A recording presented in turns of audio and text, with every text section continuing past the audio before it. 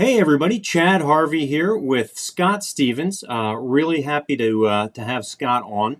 Scott is an employee benefits and consumer-directed healthcare broker and consultant, and a trusted advisor. He helps employer organizations of all types reduce their health insurance and their related employee benefits costs.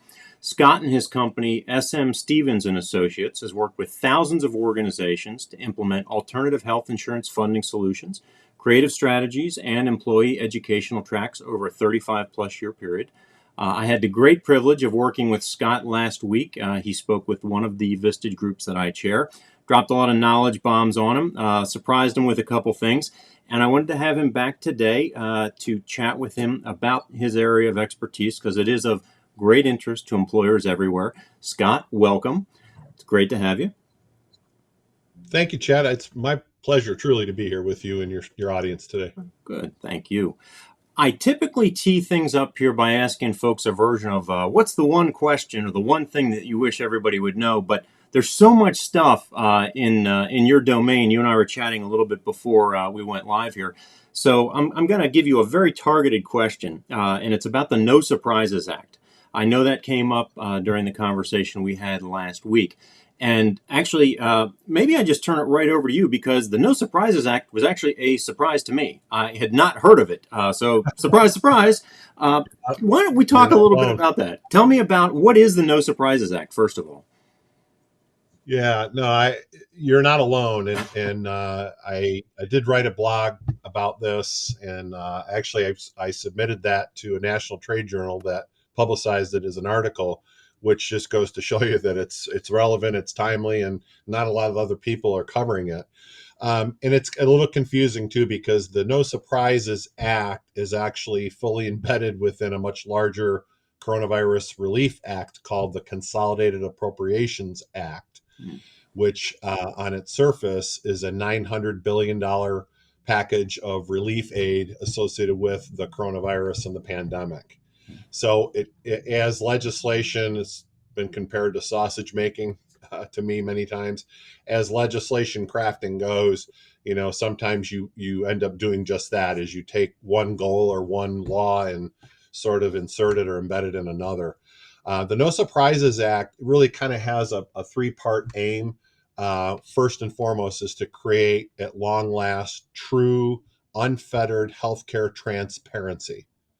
And by that, I mean the ability to treat healthcare consumption and shopping like any other consumer product or good. Hmm. We, believe it or not, we've lacked that up until the passage of this law, which really it has some time release components to it, but effective the beginning of this year, January 2022, gag clauses were removed, and healthcare providers were compelled to now share for the first time to the public all of their pricing data. Hmm. So that's the fundamental part of this No Surprises Act. With that, there's some other pieces. The other two parts to it, the no surprise billing part, which is sort of how the name No Surprises Act came to be. So no doubt people that watch this video have maybe even incurred this terrible calamity, which is that you go to a doctor or a clinic or a hospital and somehow end up receiving care from a provider that's not contracted by your plan. So you end up getting this bill for a so-called non-PPO or non-contracted provider, and it has this ridiculously inflated amount of charges for a service that would have cost a fraction had the provider not been out of network or non-contracted. That has been going on for the better part of the last 40, 50 years. And with the passage of this law, it is now banned, the practice of Hmm. providers doing that. So, in order to kind of keep everybody on a level playing field, the bill requires over time both employers and insurance, I call them payers, but insurance companies, government plans, employer self-funded plans, they will be required and already are in some cases required to make available to patients a machine. It's called a machine readable file, but it's a link to pricing data that will show people how much it costs for the care they're seeking, both from a contracted PPO provider and a non-contracted non-PPO provider. Hmm. So that's a pretty big deal. But again, it's been really kind of clumsily rolled out. And right now, if you click on it, I think I shared this with one of your groups. If you click on any of these pricing links, all you see is a bunch of garbled, meaningless uh, fonts. So it's got some work yet to do. I think by 2024, the healthcare systems and health insurance payers are going to have virtually every conceivable treatment and pharmaceutical, durable medical equipment, therapy, everything under the sun will have to be uh, on these public facing websites. Wow. That is an incredible amount of disclosure that's coming down the pike here. And I was really It is. stunned. It is, and some are concerned, and this is a valid concern, that absent the ability for different payers, let me just pick on Cigna, Aetna, Blue Cross, United Healthcare, historically their approach to negotiating discounts for their customers has been to sit down with these various providers and try to set rates, for 2 to 3 year periods of time. And Cigna certainly didn't know what kind of deal Blue Cross got, or United or Aetna for that matter, because those were all protected under gag clauses and were all protected under confidentiality agreements, I'm sure, and a host of other protections. Well, as I mentioned at the outset, that's no longer the case. So now that everybody's going to know what everybody else is getting as a fee schedule or as a deal, it might inflate costs. You might end up seeing costs or fees for healthcare rise. We will see. That remains to be seen. Mm-hmm. Is there anything in particular from the No Surprises Act that you are finding that either employers are ill prepared for, or that they could get prepared for to get out in front of anything, or maybe even leverage some of the provisions of this?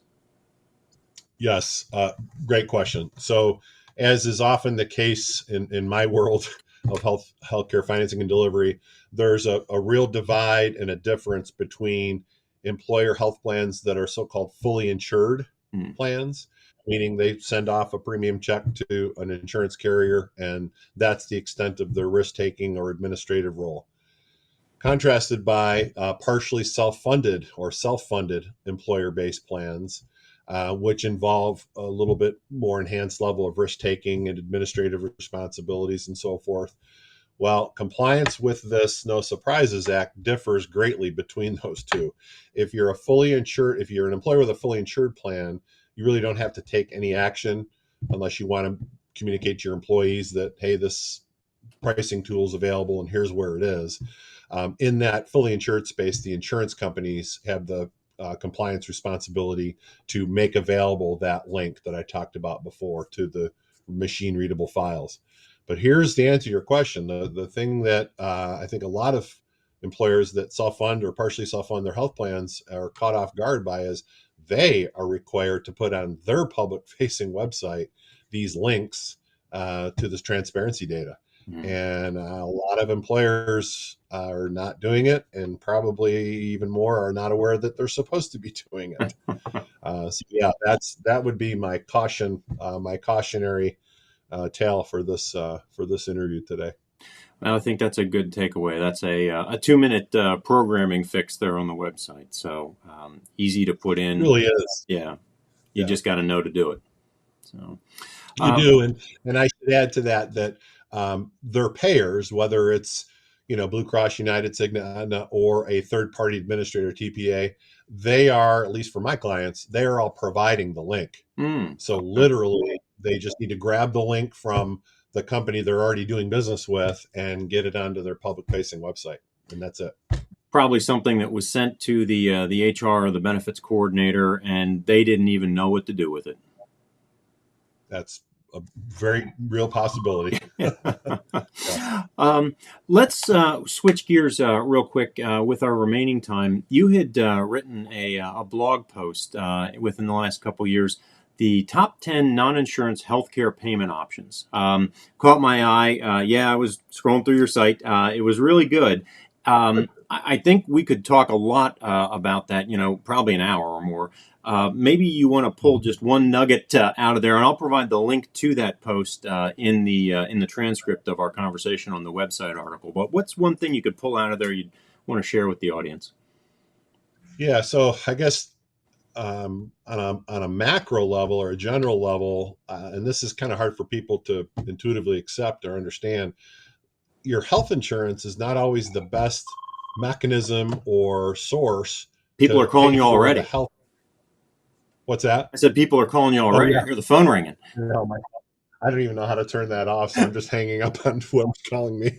Uh, anyway, your health insurance, as expensive as it is, and it is expensive, is not always the best source of payment or funding or planning for the healthcare that you need. Hmm. So I put together this list of, kind of borrowing from the old David Letterman show, the top 10 that I have found non-insurance related healthcare payment options. And these are things like spending accounts, and a lot of people have these health savings accounts, flexible spending accounts, health reimbursement accounts. A lot of people have them, or maybe even multiple of them, and don't really know what or how they can use those accounts. Hmm. But they're very powerful and they're very beneficial, both from a tax saving standpoint and providing funds for necessary health care. My real favorite in this, and I did a whole separate blog, is just on pharmaceuticals, Hmm. prescription drugs. I mean, there are now, I think I'm up to 8 or 10 different options, alternatives to health insurance Hmm. for prescription drugs. And I know I shared these with your group. GoodRx is probably the one that's getting the most attention now, but there's now a new entrant that's very similar to GoodRx. Mark Cuban has come out with something called costplusdrugs.com, which seeks to do the same thing: eliminate the middleman, try to get patients a better negotiated rate for their prescription drugs. So these resources, and they're all on my blog, these are resources free of charge that patients can access. And they'll do a couple things. They'll locate the lowest cost pharmacy within their geographic region to purchase the drug. They'll also provide any types of coupons or incentives or vouchers that the pharmaceutical manufacturer for the drug that they're seeking is offering at that any particular point in time. So, and some of them are maybe more easy to maneuver than others. GoodRx has been around the longest and is probably the most recognizable. They also have an app for your iPhone or Android device, which is pretty cool. Um, the last one I really want to talk about is virtual care. And I just got through with an hour webinar where I'm learning about. So, virtual care goes by a lot of different names: telehealth care, teledoc. But virtual care is the ability to engage a healthcare practitioner via a smartphone or a tablet for the treatment and prescribing, if necessary, of upwards of 40 different health ailments. So things like cold, flu, bronchitis, pink eye, UTI. There's kind of this generally accepted list of ailments that people can seek truly and realistically care from a primary care or a nurse practitioner, a physician's assistant. They can be seen, treated, diagnosed, and if necessary, prescribed over in the comfort of their own home or their office or wherever they happen to be. And I just learned in this session that obviously with the coronavirus and the pandemic, there was a huge spike in reliance and use on virtual care. It is now settled back down, and it is still at 40 times pre-pandemic utilization rates Hmm. is virtual care. So it's a real thing, and people now that have had the experience of using it have seen how great it is, how easy it is to use, and how efficacious it is, because you're seeing a real provider and they are prescribing and helping you get well. So those are just some of the non insurance related types of healthcare payment options that I'm a big fan of. I'm glad you threw that in there and decided to close out with that. I am far from even mildly educated on this space. I'm very far back and far afield, but my sense is that we're at a really unique point in terms of healthcare and healthcare delivery in this country. We got a convergence of technology. We got a convergence of different types and different methodologies with insurance. We've got delivery changes. There's a whole swarm of stuff going on, and it must absolutely be fascinating to be in your space, and probably a little maddening sometimes as well. It is. I mean, the pace not only of regulatory changes but also innovation and disruption is dizzying. I mean, Mm-hmm. it's that's why I started blogging. I don't know that I ever said, well, I aspire to grow up one day and have a blog. It was truly back in 2010 when the Affordable Care Act was passed, and I mean, compliance and regulations were flying off the shelf on a weekly basis. That I felt, the best way for me to communicate these changes and mandates and fees and taxes was to blog. So that's what got me started in this whole blogging space. Well, and that might be a good question for us to close it out and end on here. You said when you were a child you didn't want to grow up and have a blog. What did you want to grow up to be, or did you always envision that you were going to be the healthcare expert du jour? No, I really appreciate you asking that question. So believe it or not, as young as the 10th grade, I wanted to be an eye doctor. I Okay. wanted to be an optometrist. And I ended up on a pre-college, so in high school, education track where I took 3 years of Latin, Wow. 5 years of math, and 4 years of science to prepare for med school. And obviously that didn't happen. Well, there's But often a twisted path and a detour or three between where we think we're going to be and where we eventually end up. So, no question, yeah, no very question cool. about it. Yeah. Oh my gosh. Well, Scott, it was a pleasure chatting with you. I appreciate your time today. Thank you very much. My pleasure. Thanks for having me. Absolutely. We're going to drop a couple links in the transcript and on the post for the website here. But to learn more and to visit Scott's blog, smstevensanassociates.com, and we'll link in the transcript to that specific blog post that we were talking about as well. Scott, thank you very much. My pleasure, Chad. Bye. Thank you.